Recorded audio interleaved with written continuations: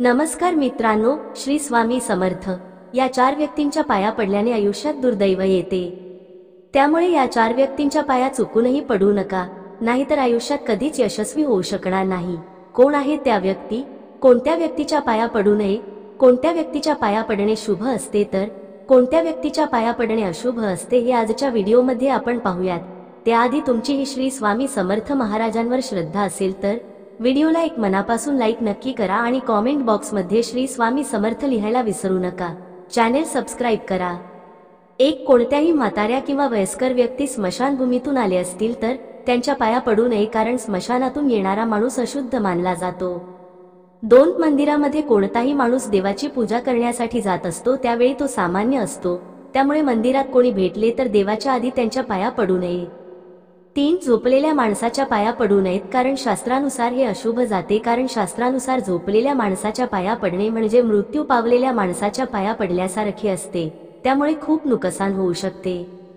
4 एखादी व्यक्ती जर देवपूजा करत असेल तर त्याच्या पाया पडू नयेत, त्याची पूजा पूर्ण होईपर्यंत वाट पाहावी, नंतरच त्याच्या पाया पडावे। पूजा करताना मध्येच त्याच्या पाया पडू नये, त्यामुळे त्याच्या पूजेमध्ये वेग येते आणि ते पूर्णपणे चुकीचे आहे। 5 साधू संन्यासी यांच्या आपण पाया पडावे, पण त्यांना कधीच आपल्या पाया पडू देऊ नये, कारण ते फक्त त्यांच्या गुरूंच्या पाया पडतात। 6 जावयाने सासऱ्यांच्या पाया पडू नये।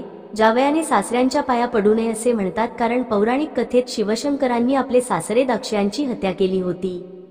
7 भाच्याने मामाच्या पाया पडू नये। भाच्याने मामाच्या पाया पडू नये हे कृष्ण कथेवरून सांगितले जाते, कारण कृष्णाने कंस मामाचा वध केला होता। 8 जेवताना पाया पडू नये। एखादी व्यक्ती जेवत असेल तर जेवताना पाया पडू नये।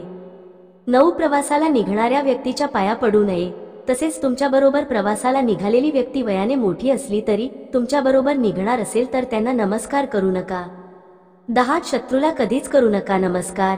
आपल्या शत्रूला कधीच नमस्कार करू नये, कारण त्यांच्या मनात कायम द्वेष असतो, आपले चांगले होऊ नये अशी भावना त्यांच्यामध्ये असते, त्यामुळे त्यांच्या पाया पडल्याने आपल्यात नकारात्मक ऊर्जा येते, तसेच तो मनोमन आशीर्वादाऐवजी शाप देतो, म्हणून शत्रूला कधीच नमस्कार करू नये। कोणाच्या पाया पडल्यामुळे भाग्य वाढते? एक मोठी बहीण आणि आत्याच्या पाया पडल्यामुळे बुध ग्रह मजबूत होतो। 2 वयस्कर माणसांच्या पाया पडल्यामुळे केतू ग्रह बलवान होतो। 3 वडिलांच्या पाया पडल्यामुळे सूर्यग्रह मजबूत होतो। 4 काकी, आई, आजी, मावशी यांच्या पाया पडल्यामुळे चंद्रग्रह मजबूत होतो। 5 मोठ्या भावाच्या पाया पडल्यामुळे मंगळ ग्रह मजबूत होतो। 6 संत गुरु आणि ब्राह्मणांच्या पाया पडल्यामुळे बृहस्पती ग्रह मजबूत होतो। 7 वहिनीच्या पाया पडल्यामुळे शुक्र ग्रह मजबूत होतो। 8 सासऱ्याच्या लोकांशी चांगले संबंध ठेवले तर राहू ग्रह बलवान होतो। कोणाला ओलांडू नये? कोणत्याही प्राण्याला ओलांडून कधी जाऊ नये। 2 अग्नीला चुकून सुद्धा ओलांडू नये आणि कधी पाय लागू देऊ नये। 3 च्या कुट्याला आणि दोराला गाय किंवा त्याचं वासरू बांधलेलं असतं त्याला कधीही ओलांडू नये। 4 केस, भस्म आणि अपव्यत वस्तूंना ओलांडू नये। या 4 लोकांनी आपल्या घरी येणे शुभ असतं। 1 जर तुमची नणंद तुमच्या घरी येत असेल तर तुमच्या नणंदचं तुमच्या घरी येणे अत्यंत शुभ असतं, पण ती सारखी येऊन माहेरी राहत असेल तर ते चुकीचे आहे। मुलीने माहेरी पाहुणचारासाठीच यावे। 2 तुमच्या घरी जर तुमचे जावई येत असतील तर जावयाची पावलं तुमच्या घरासाठी अत्यंत शुभ असतात, पण जावयाने घर जावई होऊन राहू नये। 4 तुमच्याकडे वारंवार तुमचे भाचे येत असतील तर त्यांचे तुमच्या घरी येणे तुमच्यासाठी खूप भाग्याचे असते। तास तुमच्या घरी कोणी संत, महापुरुष किंवा गुरुजन येत असतील तर त्यांची पावलं तुमच्यासाठी खूप शुभ असतात। कुमारी मुलींना कधीच पाया पडायला लावू नये। हिंदू धर्मात मुलींना देवीचे रूप मानले जाते, कुमारी मुली हे देवीचे रूप मानले जाते, त्यामुळे त्यांच्याकडून पाया पडून घेऊ नये असे शास्त्र सांगते। कुमारी मुलींनी पायांना स्पर्श केल्याने माणूस पापाचा भागीदार बनू शकतो।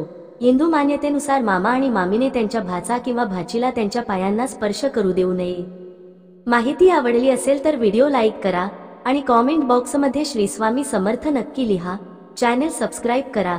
धन्यवाद। श्री स्वामी समर्थ।